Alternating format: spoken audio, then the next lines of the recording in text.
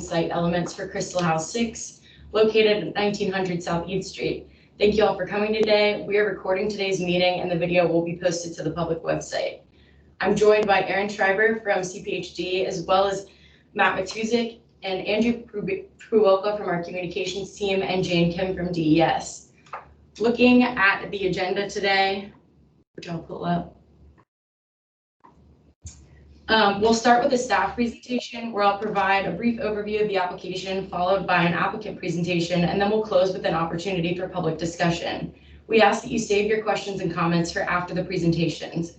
The bulk of our time will be spent on these discussions, and our DES staff member will need to leave for another meeting around 12:30. So if there are transportation questions, please ask them at the start of the discussion time when that time comes. If you're using Teams, request to be called on by raising your hand using the hand symbol of the toolbar at the top of your screen. If you don't see the toolbar, try clicking your mouse anywhere in Teams. We'll also periodically open the floor to those of you who have called in on phone.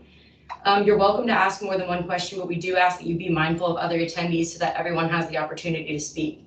A couple of technical notes before we get started. Please remain on mute if you're not speaking. If you're using Teams, you may mute or unmute yourself by clicking the microphone symbol in the toolbar at the top of your screen. If you've called in via phone, you may mute or unmute yourself by pressing *6. If you're using Teams, you're welcome to turn on your camera while you speak and ask a question, but we ask that you turn it back off once you've finished speaking. The meeting chat is open for questions and technical assistance only. For example, if you've had trouble hearing or you can't unmute yourself. Please don't use the chat to ask questions about the project because it will not be visible on the recording or by anyone that's called in by phone. And I'll begin with my presentation. So the site is located at 1900 South East Street in the Crystal Houses development, which was approved with site plan number 451 in 2019. The site plan amendment is specific only to Crystal House 6. The site is zoned CO Crystal City with a medium residential glove designation. The applicant proposes that this site plan amendment to make minor modifications will accommodate a change from a market rate condominium building to committed age-restricted affordable dwelling units. This involves building facade and entrance reconfigurations, site design revisions, and construction-related condition changes. These elements are outlined on the slide here, and this is a significant contribution of affordable housing in Crystal City, which is a massive achievement of the Crystal City sector plan. The approved facade is shown on the left, with the first submission in the top right corner, as well as the current submission with white masonry on the bottom right. This is the approved and proposed 18th Street frontage. The applicant is proposing an additional entrance on the corner of the building to the east.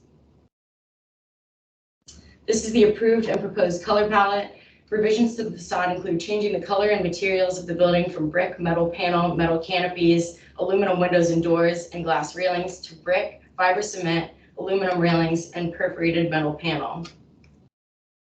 The applicant is proposing to change the floor plans and unit compositions from the approved development to accommodate an affordable housing development. This is the proposed ground floor, shown on the right. The applicant is proposing a revised interior layout and composition of the units for the 2nd through 5th floors, which is shown on the right as well.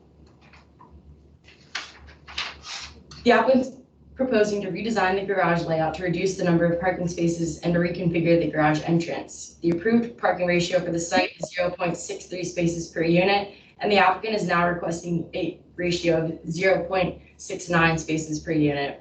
I'm sorry, to correct myself, the approved ratio is 0.7 spaces per unit, while the applicant's requesting a ratio of 0.69 spaces per unit, which is a negligible increase and sufficient since it's consistent with county policy for affordable housing units and given the rich transit neighborhood and location near the Crystal City Metro Station.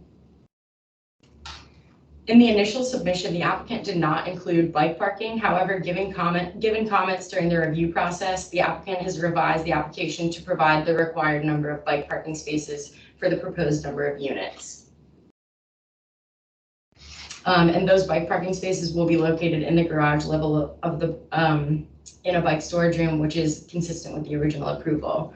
In addition to the main entrance on 18th Street that was included in the original approval, the applicant has provided an additional entrance with a patio on the east side of the building near the intersection of the private road and 18th Street.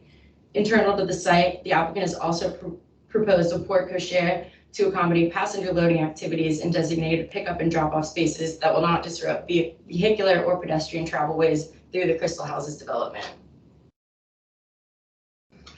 The garage is proposed to be located on the west side of the building now rather than the south side as originally proposed. This slide shows the screening of the garage entrance from the 18th Street public realm, and there's about a 13-foot drop between the sidewalk and the garage entrance, and the applicant has added some landscaping as screening. At this time, I'll turn it over to the applicant for their presentation.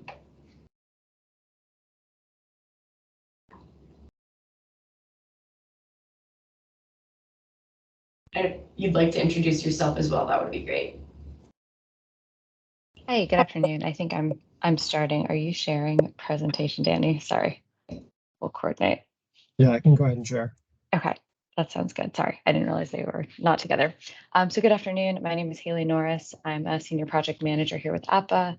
Joining me today is my colleague, Danny Ross, and we've also got team members from our architect, KGD, civil engineer, Walter Phillips, landscape architect, Parker Rodriguez, and then Nick Cummings from Walsh Colucci as land council. And apologize if I've left anyone out of that. Okay, so I'm just going to do a quick introduction of APPA and who we are. I will keep it brief because I know several of you have been on other community meetings where we've introduced ourselves as well. And then I'll turn over to Danny to talk specifics about this project and site plan amendment. So APPA is a not-for-profit developer of affordable housing based in Arlington. We've been here for 30 years. And on this slide, you can see the brand new vision statement. It's our first ever actual vision statement that we have established this year. And that is, everyone deserves a place to call home, a foundation to live their dreams. So our mission is to provide affordable housing and resident-centered programming that helps our residents make the most of their home.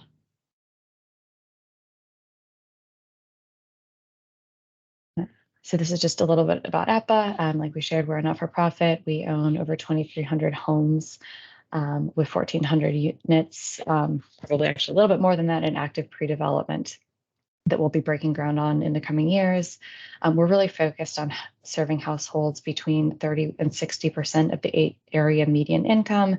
And in a couple of slides, we'll talk a little bit more about what that looks like.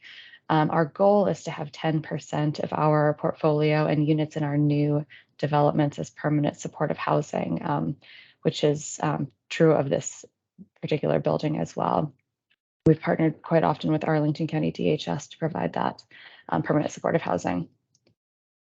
So resident services is really at the core of what we do, not just develop new homes. We have a 16-person resident services team, which has increased and grown tremendously over the last few years. I think just a few years ago, we had 4 on the resident services team. So we're really scaling that up to serve residents as we grow and add new units. And these are some of the different areas that the resident services team supports our households to promote opportunity and stability. So just quick, I won't go through this whole slide in detail, but just a little bit about what affordable housing is and who is living in there. Like I shared, we mostly serve residents, including here on this site, at 30% to 60% of the area median income, which is a range of about $32,000 a year for a single person on the low end, up through the mid 60,000s for a single person at 60% of the area median income. A family of 4 could be earning, over $100,000 a year even. So a lot of our households are working families here for Crystal House 6, where we're targeting senior population. That's largely going to be households that are on fixed incomes, retired. So just a couple of quick examples of other projects that we have developed in Arlington County. Gilliam Place is just down the street from me on Columbia Pike, where we partnered with the Arlington Presbyterian Church to redevelop their church property into this new community with 173 units, church space that came back into the building, and La Cocina, which is a kitchen incubator and training center. Queens Court, and I should say both of these were 100% affordable households.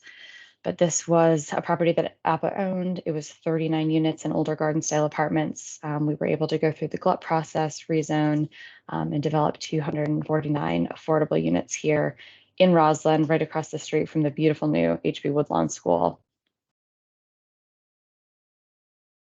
And we just wanted to say a few words as well about our development partner for the overall Crystal City infill redevelopment plan, that's EYA. So just to be clear, they're not working specifically on Crystal House 6 with us. That will be APPA doing that piece. But they are a premier developer here in the DMV region. They really focus heavily on transit-oriented communities. And they deliver both multifamily and townhomes. So you'll hear more from EYA as we go through future phases of Crystal House, but wanted to recognize them as our co-master developer across the whole redevelopment site. Just a quick background on the Crystal House development and how kind of APPA and EYA came to be part of this. So as many of you probably know, the site plan was originally approved in December of 2019 for the infill redevelopment. Washington Housing Conservancy, another not-for-profit, acquired the site in December of 2020. Through that acquisition process, an Amazon affiliate acquired the infill development rights for those 5 new buildings to be built on the site. That Amazon affiliate then assigned the development rights to Arlington County. And in, I think 2021, it was Arlington County initiated a developer selection process. They went through a big kind of national competitive search. We responded to the RFP prompt. And in December of last year, the APPA EYA team was selected by Arlington County to complete this infill redevelopment. So, since then, we've been working closely with APPA EYA and with WHC, who will continue to own the 2 buildings there that are on the site. So we are all working closely on redeveloping in a way that works best for all parties. I think with that, I will hand over to my colleague, Danny. Thank you. Thank you, Haley. Thank you, Emma, and everyone for joining us today. This is the approved site plan, the original 4.1. And I will go quickly because I know a lot of this has been covered by staff presentation. Crystal 6 is in yellow, and that's the focus for today. But just to give you, a feel for the rest of the site. And Crystal Houses 1 and 2 will remain open and occupied during this process. So just so you're aware that does present some challenges for us, which is part of our strategy and how we've worked through everything in terms of replacement parking and access. And so this image here is an updated illustrative site plan. This is similar to what was seen in the approved 4.1 package, the difference being the new building footprint for Crystal House 6 and access, as Emma kind of outlined, but just across the entire site. The project will deliver in 5 phases with both rental and for sale, family and senior, about 844 new units in total. At least 655 of those will be affordable in ranges from 30 to 80% of area median income. And these phases will take place through the year 2030 and will deliver with 2 privately owned and maintained public parks. Replacement parking for the existing residents as well. And so now zooming in a little bit more on Crystal House 6. I think Emma covered this in good detail, so I won't belabor things, but she showed the image that showed the approved floor plan of the first floor and then sort of the revision. And so what's new here is the additional robust amenity spaces and services that we would provide for our senior residents. That includes a divisible community room for multiple different activities at once, a wellness room for doctor visits, senior dedicated fitness facility, as well as offices for both on-site management and the resident services team. It is a highly efficient building designed Earthcraft Gold certification standards. And we've kind of seen this before, but just to kind of note, there's a slight change in the shape of the building here. The intent was to match the Crystal House 1 building and really connect to that building a little bit better, as well as to provide a pickup and drop off and what we call the front porch, where seniors can, wait for grandchildren and just sort of be eyes on the community. Through the iterations and updates that Emma has shared, we have improved on the design, focusing on the pedestrian experience, improved access, blending in with the surrounding community. This is what you would see across the street. And then zooming into this front entrance. And apologies, this is a little bit dated. We are providing now a double door entrance. And then that facade entry awning is going to connect all the way to the edge of that window pane to give it additional prominence. Again, we focused highly on the enhancement of the pedestrian experience. You can see the stairwell here actually has some window glazing when most stairwells are just walled off. And then also the garage entrance is it's on the level below grade. So it's actually in this image, but you wouldn't see it because of the landscape screening that would be provided, shielding that from view. And so with that, I think we'll turn it back to staff and questions. Thank you.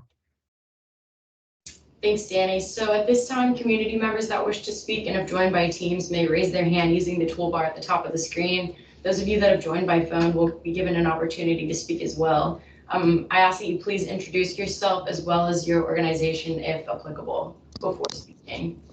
So it looks like we'll go to Pam Van Hine first. Hi, can you hear me okay? Yes, ma'am. Good, thank you. I'm Pam Van Hine. I live a few blocks from this project. I'm on the Pedestrian Advisory Committee, and I'm a big pedestrian advocate in this neighborhood. So since we're supposed to ask transportation questions first, my first transportation question is when you will be redoing the sidewalks out along 18th, and are you going to do the entire block or do the ones for Crystal House later? And what will be the final clear zone width and landscaping width and shy zone width for them? Thank you. I think, Danny, were you going to go ahead and answer those? Pam, we did receive a lot of your questions in advance in writing, which was wonderful, and we have prepared to answer them. So I've got team members here with that information. But Danny, you're welcome to call on a design team member as well. Yep, of course. Thanks, Nick. So yeah, in terms of when the sidewalk would be done, it would be the later part of the Crystal House 6 development, right? So we don't have to do that twice. And I think she asked about the shy zone. This is Travis Brown with Walter Phillips. The shy zone is about 6.5 to 7 feet. As it runs along the building, it varies a little bit. Yeah, and also the minor site plan amendment is consistent with the original 4.1 in terms of streets there. So we really haven't proposed a whole great deal of changes there. The changes are mostly internal, and it's the pickup and drop off and then the garage entrance as previously mentioned. Yeah, I want to make sure that your the clear zone of the sidewalk will be a minimum of 7 feet wide, which was a final update, and what the landscaping width is going to be. And another concern that one of us thought about recently, we love the new entrance on 18th. I think that's great. And there's going to be a risk of Pudo drop off there for people. And do you think that's a good thing, a bad thing? And how is that going to be managed? Because the last thing we need is more double parked people on 18th Street. Thank you. Yeah. So, the street right in front of that entrance on 18th, is controlled by the county. And so there would be sort of public parking along that street, but that would be up to Jane Kim and her department to manage how that's signed, right? Whether or not it would be like 15-minute parking. And there's an opportunity for us to make a request to and coordinate with DES on that. So I think that some of the street parking right in front of the building, we may well want to be somewhat more short-term parking to help with exactly what you're suggesting, Pam, which is to manage, the instinctive desire to kind of park right in front of that front door there. We do obviously have the pickup drop off that's a little bit more internal to the site, and I think is really helpful to serve the residents of this building who are at a more advanced age. We did look into as well, what we could accommodate from a queuing perspective there internally on our driveway. And obviously there's the one Pudo spot there, but we think we can queue up to about, and someone can correct me if I'm wrong, 3 additional vehicles back there without too much trouble. Because again, that's an internal street within the development. So if there's a lot of desire for pickup and drop off right at the same time, we do have that zone with that ability to handle probably, 4 vehicles queuing up. And then, of course, likely short-term public parking right along 18th. Thank you. Also on 18th, as you know, they're redoing 18th Street on that block, and there's going to be protected bike lane on both sides, which further complicates doing PUDO there. And we did not see the protected bike lane on your diagrams. I believe it's included in our most recent plan submission. It may have been excluded from an earlier iteration. Yeah, and Pam, this is Jane Kim with DS. I can just chime in that we're also working with the design team on their civil engineering plans as well, and are making sure that the capital project changes to 18th are being incorporated into those drawings, which are the permit set. So we're aware and are working on the coordination. Thank you. Thank you. So now I'm just going down the list. We'll go to Nick, who may be Corey. And Hi. please don't forget to ask your transportation related questions first. Thank you. Yeah, I'm going to stick with a transportation comment and a question. It's Nick Giacobbe. I'm a neighbor who is a street walker and spend a lot of time walking the streets of this neighborhood. My question, I first want to reiterate Pam's point about the importance of thinking through human behavior dealing with that entrance, because when people are going eastbound on 18th Street, the first entrance they're going to see is the new entrance rather than the place where the PUDO is. So I think we need to be careful to make sure that we account for human behavior and make sure that it's as safe as possible. My question is regarding pedestrian permeability of the site.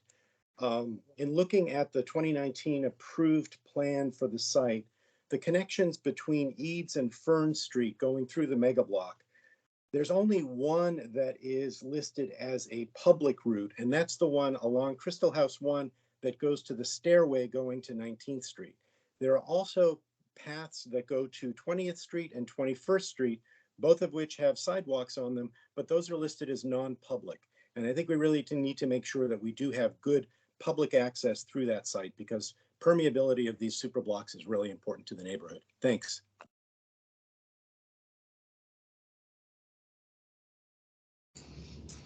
Thank you. Next, we'll go to Andrea. Hi, I'm Andrea Walker with the Commission on Aging, and while this is not a transportation question, it is a comment, is that please, the Commission absolutely supports affordable senior housing, no question about that, but we would really appreciate a heads up. The Commission had no idea that this development was taking place.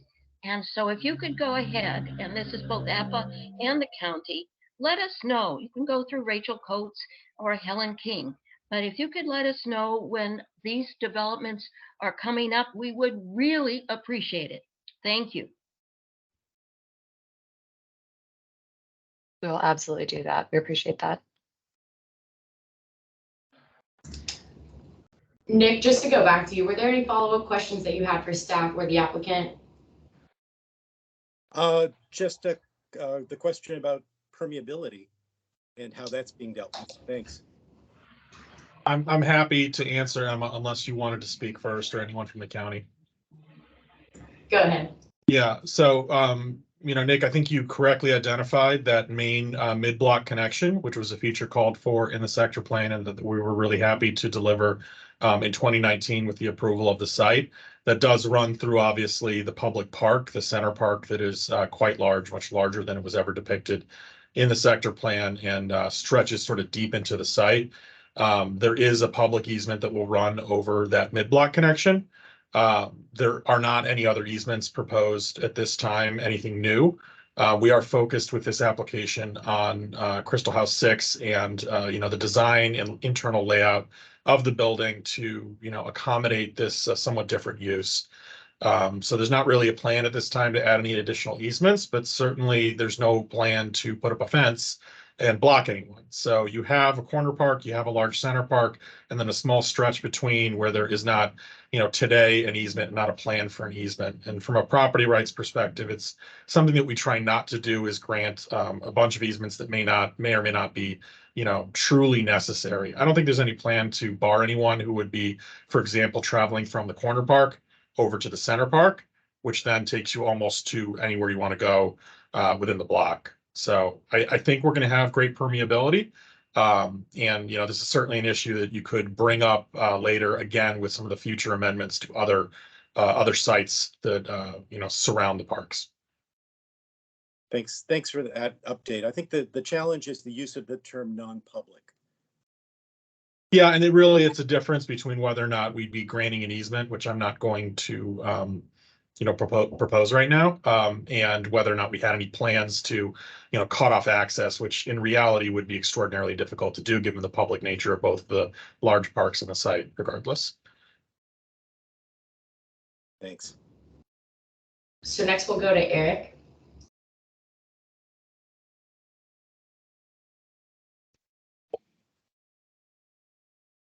Hi, I have a couple of questions. One is for county staff. Have you looked at the loading dock? And is the county staff satisfied with the loading dock and the turning radiuses and that type of thing for that?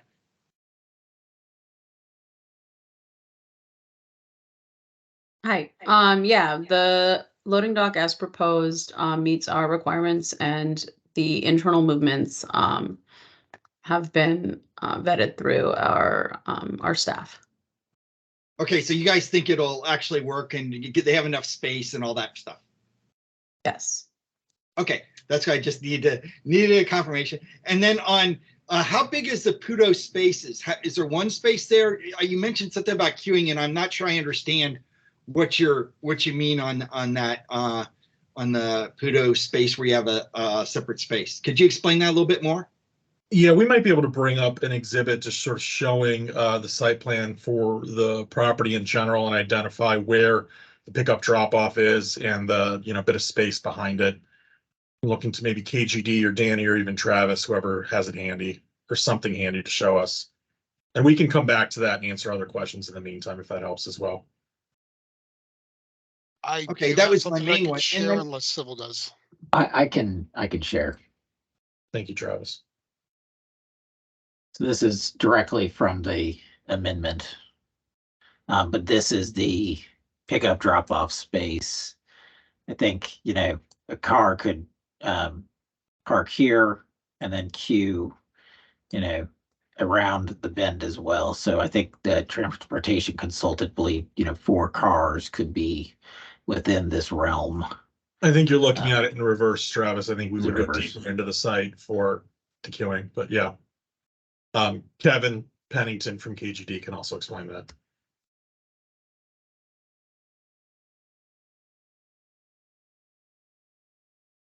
Let me share my screen real quick. Make sure I get the right one, and it's this one. Yep. Okay. Yeah, if you look at this drop off here, just the straight portion of it is 21 feet long. So even for a very long vehicle, it would be able to be situated in that placement. That's an extremely long vehicle, probably more like that. So if you start backing up vehicles where they might be, you can see that even, by the time you get back to the sidewalk, you can get several of them on there. And so that was the thinking of the queuing. Again, there's spaces as you get past the drop-off area where folks could pull in, and they could even pull forward in the drop-off without blocking traffic as well. And it's important to remember that where Kevin is drawing these boxes is an internal street to the development, not a public street. And so there's a bit of space there if we ever end up in a situation where there are many people who need to do pickup drop off at the same time. Okay, oh, hold it. Don't let that diagram go. Don't let that diagram go. I got some questions on it. To the right or to the top of the diagram, there's another, is that parking spaces above that after that little tree thing? Yes, there are 2 parking spaces in this location. And I'm just curious as to why you put the tree there and not maybe make the Pudo space a little bit bigger versus the parking spaces. I'm kind of curious as to why the parking spaces and not the Pudo is being bigger. I think I'd ask either Dan or Travis to address that. I guess, we have a requirement to replace trees on site. Then there's also minimum landscaping requirements for, vehicular spaces. And so I think a lot of the tree design is based on meeting and, complying with county policy. So what I'm asking is it possible to move that tree further north and make the Pudo space bigger and maybe only one parking space? Eric, we could look at it. I think that it's important to remember as well that there's a lot of parallel parking spaces on these internal streets.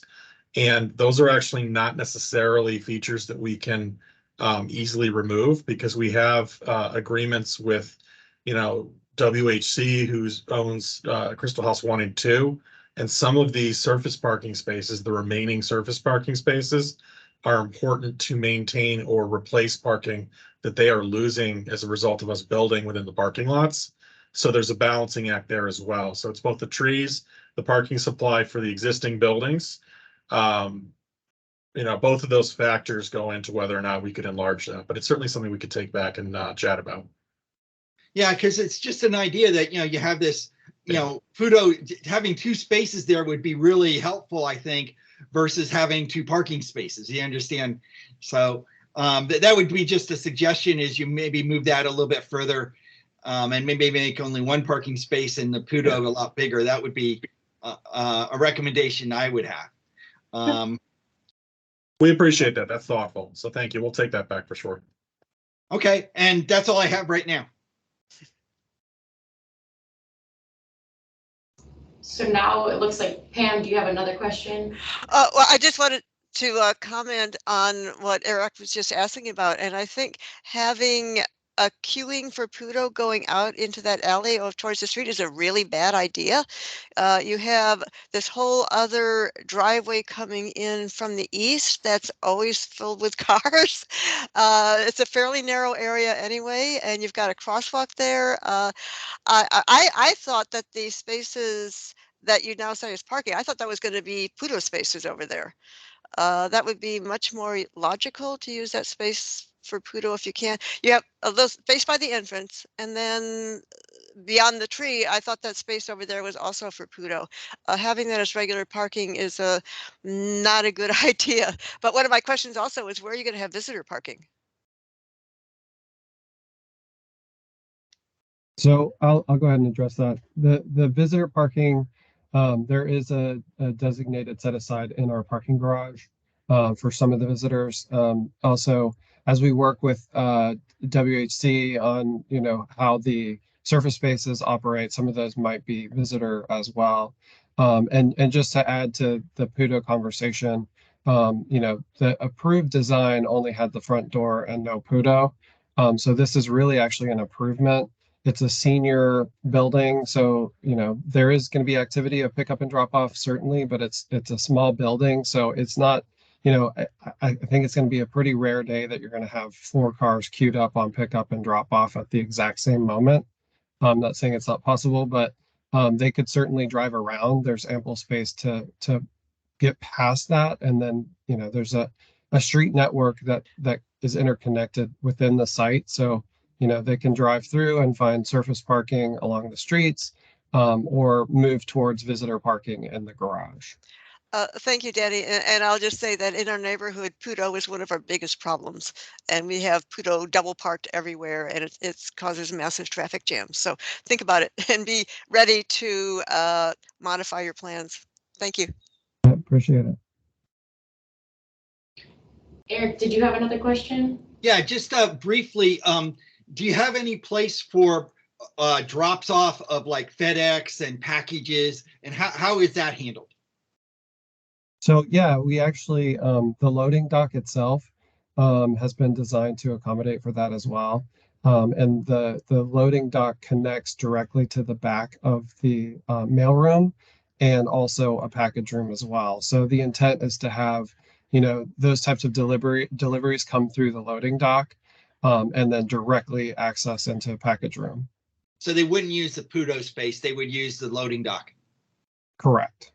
Okay, that's important because that takes off pressure off the PUDO significantly, because the FedEx trucks and the UPS trucks, they park closest to the entrance no matter what. And so, right. That is an important point to remember. And do you have a drawing of the garage just to see, just to give you a sense of that? Sure, Kevin, can you pull that up? I don't have that handy. Yes, sure.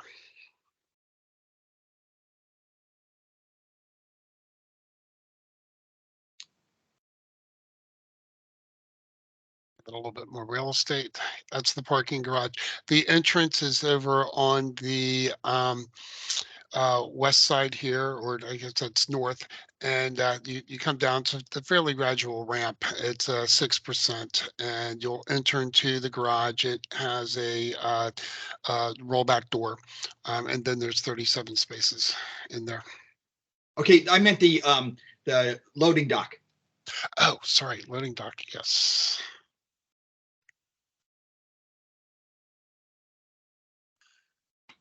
You can see the loading dock here, the back end, they would pull back. It's a single berth loading dock. We're not showing the interior plan on the submission. You come up these steps into the first floor, and the package room and mail room is in between this stair and this space to the right.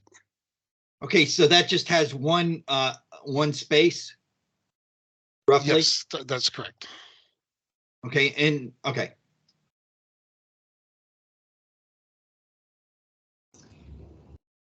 If there are no more questions from you, Eric, then we'll go to Nick. Okay, thank you. We'll go to Nick. Thanks, Emma. Follow up for Danny. You talked about designated visitor parking. How many spaces is that? I don't recall offhand. Kevin or Nick, do you remember what? It's the required amount that we would provide. So, Nick, you're on mute. Yeah, so sorry, I think it's 2 spaces are required. Okay. There we go. 2? Thank you.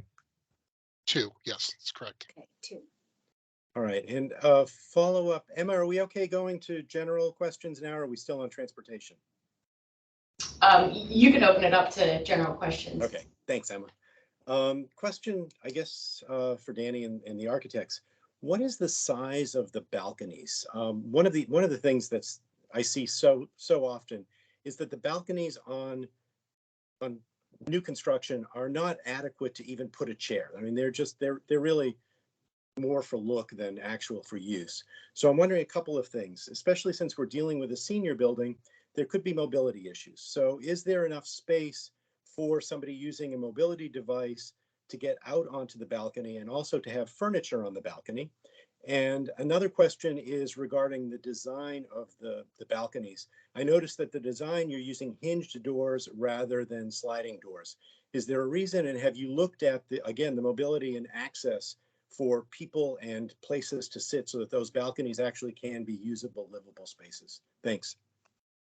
Sure, I can address that. The balconies are 5.5 feet deep and 11, just over 11 feet wide. They are fully accessible to allow someone in a wheelchair to be able to roll out over the threshold. Part of the reason that we use the swinging door in lieu of a sliding door is because we can get a ADA compliant threshold to work much better, and also provide better sealing to prevent wind-driven rain from entering into the unit. Yeah, so it's fully accessible. That's great. That's a really nice sized balcony. Thanks, Kevin.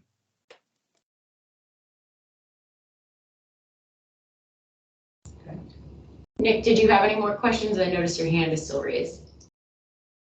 Sorry, nope. I'm not seeing anyone else with their hand raised. Are there other questions? Pam? Sure, I sent you a whole list of them. About the entrances to the building,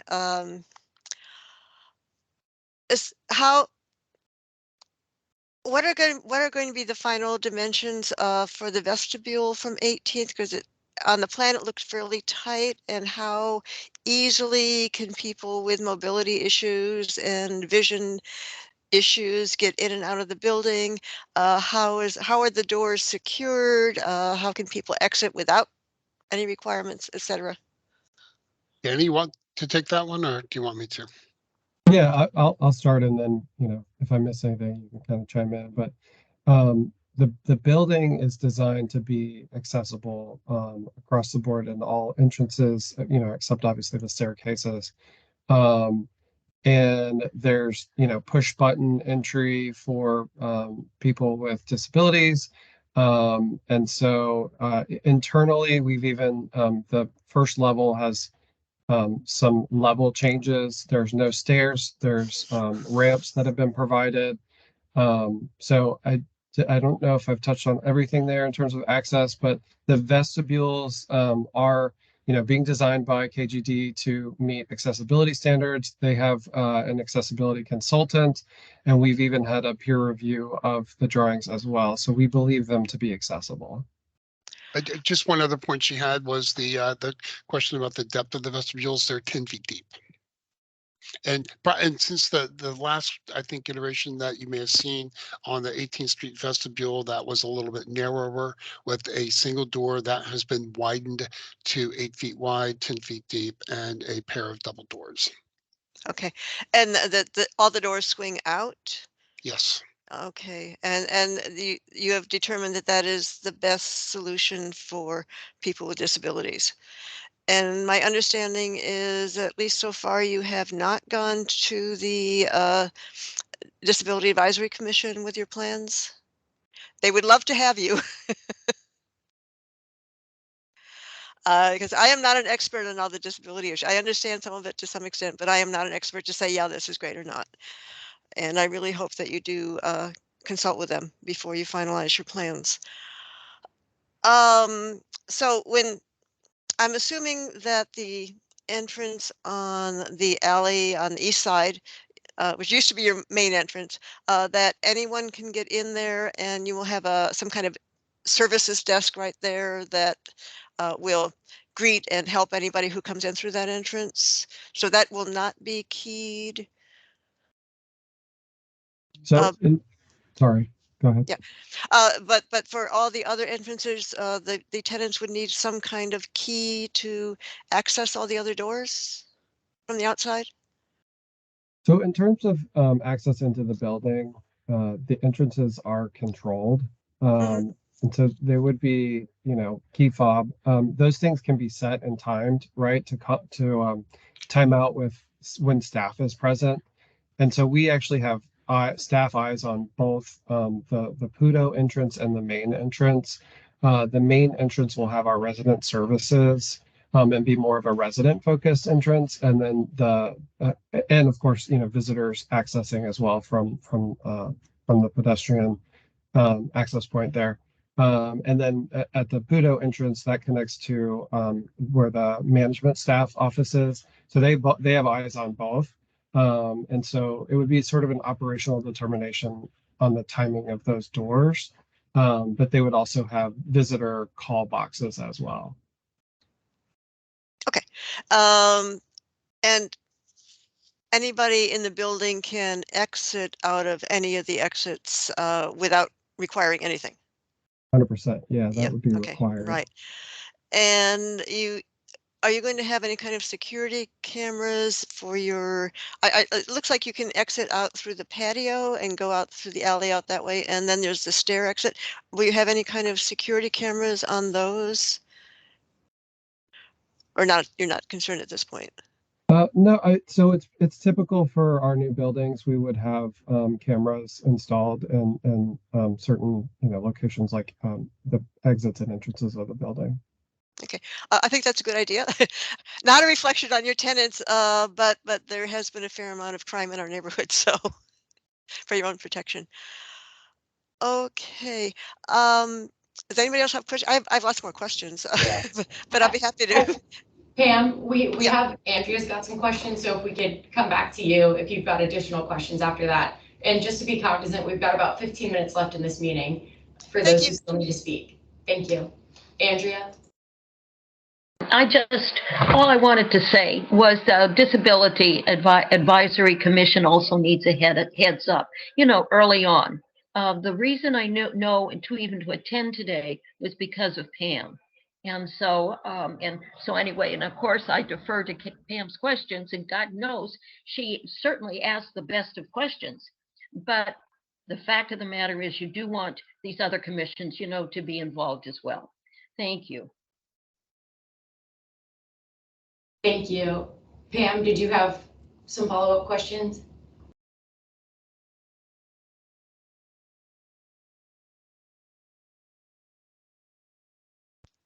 Sure, I could ask you questions forever.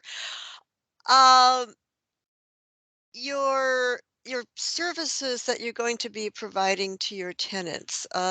When you presented to the Crystal City Civic Association, I think in July, you had this very nice slide 7, that talked about all these different services you're going to be doing.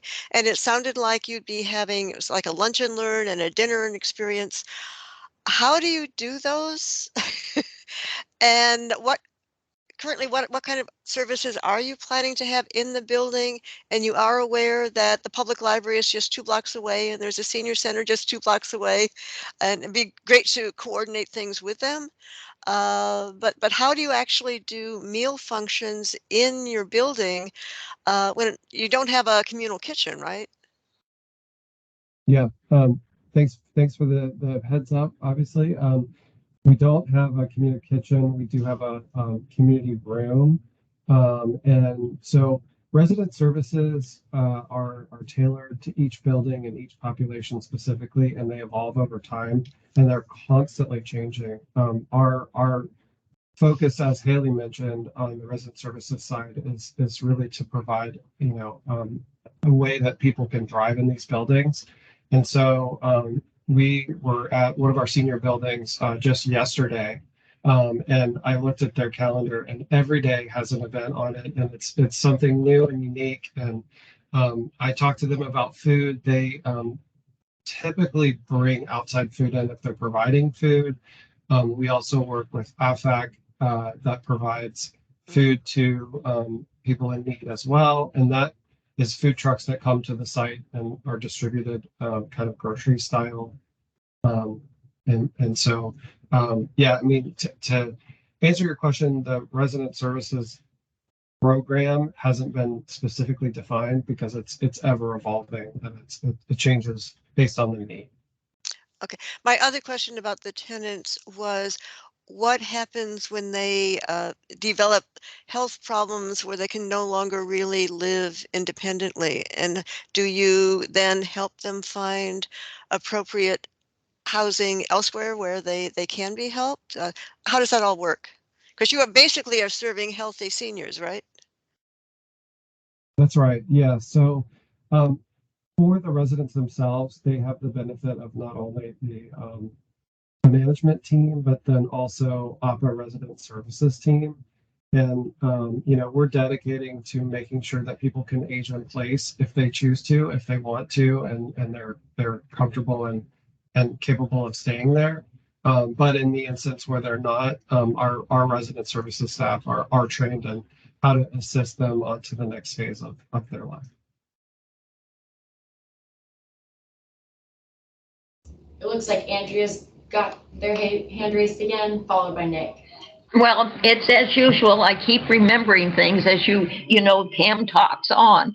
And one of them now is that I had forgotten, of course, the 55 plus program. This is a senior center program that's over about 3 blocks away. And I know that as far as the congregate meal program, APPA has coordinated with 55 plus, but don't forget, this is all part of DPR. And it would be really wonderful to see, a coordination, particularly in this instance, because you guys are so close. So, and Jennifer Collins heads that program in DPR, Parks and Rec. Thank you. I would just say one of the things our resident services team does really well is make community connections. So I have no doubt they will be in touch and figure out how we can work together.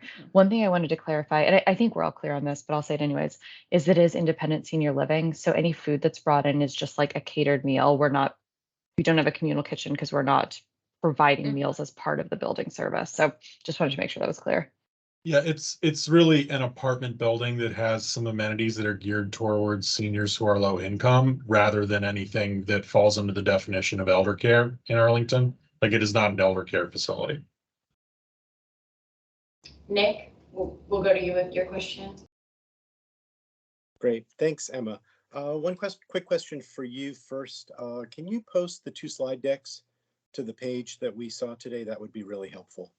Yes, those will be posted along with this recording. Okay, great. The other question I have is a process question.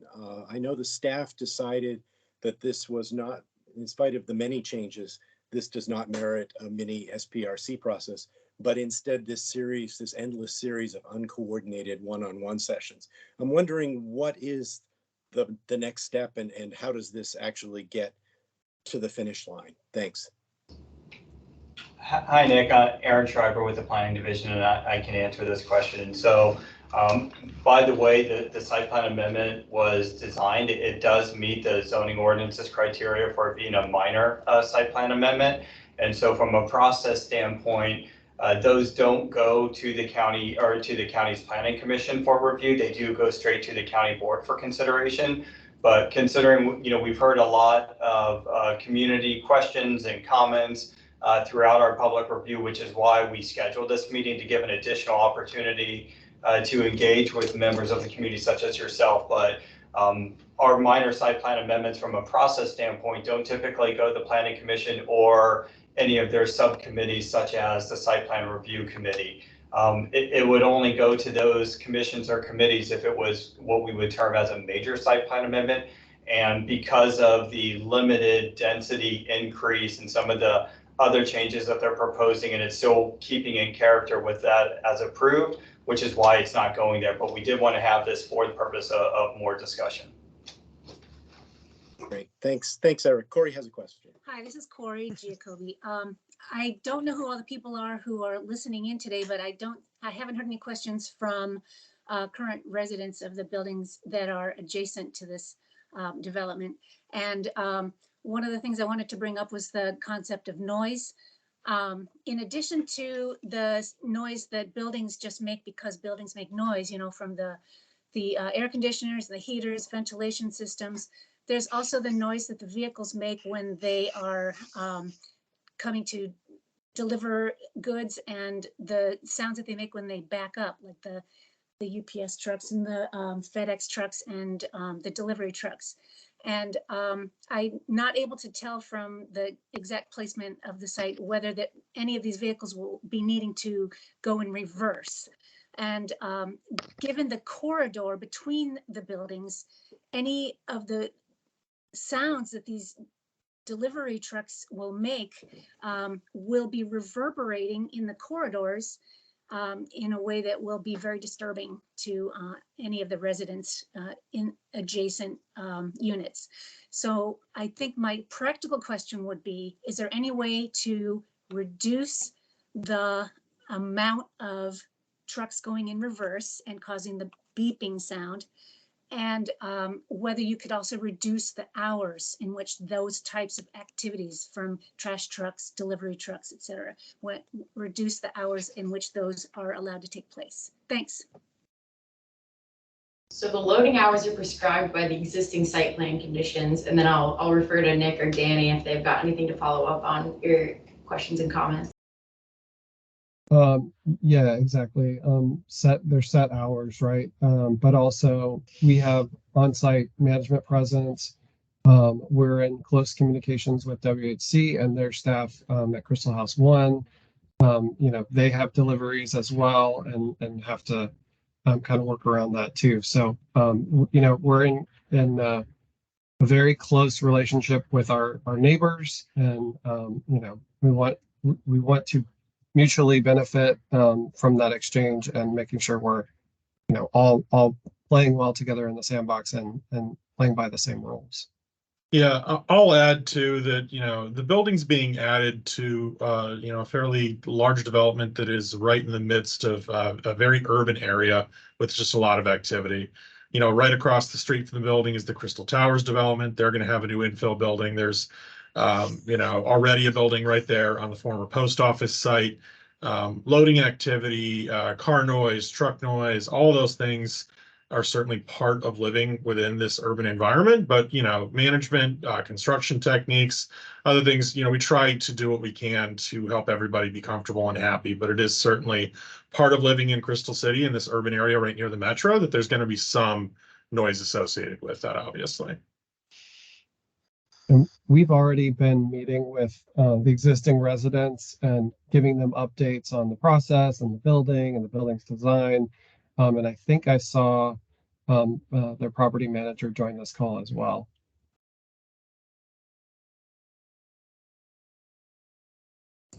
Just to jump in here, we'll have one more question. I think we'll have time for one more. We've got about 4 minutes left. So if Pam wants to give us Sure. some final thoughts.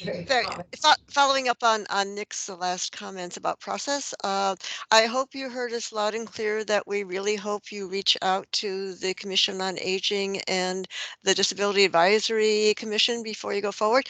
One thing, as soon as Emma, if you have posted the things on the website, I can share it with those two commissions, but they will probably want to speak to you and be able to give you some feedback on your plans. My question is the next step then going to the board? Do you have to go to the board for that? And we will, again, very strongly encourage you to have at least mini SPRCs for the other buildings, especially Crystal House 3. And we have had many SBRCs for projects in our area before, and they've worked out very well. They're not a full SBRC, but it gives everyone an opportunity who should be involved to have a conversation like we're doing today. And it is so much more efficient than what has happened so far this summer. We could have done this months ago, and it would have made everything a lot easier. So thank you very much for having this meeting, and you'll be hearing more from us, I'm sure. Thank you. Thanks, Pam. Excuse me. Thanks, Pam. You're right. The next step for this project would be to go to the county board for approval. And in conclusion, I'd like to thank you all for your comments and participation. Again, the meeting materials will be posted online after the meeting, as well as the 2 presentations. If you have any other questions, feel free to follow up with me via email. But thank you for your time this afternoon. Thank you. Thanks. Bye-bye. Thank you all. Thank you. Thank you. Take care. Thanks, everybody.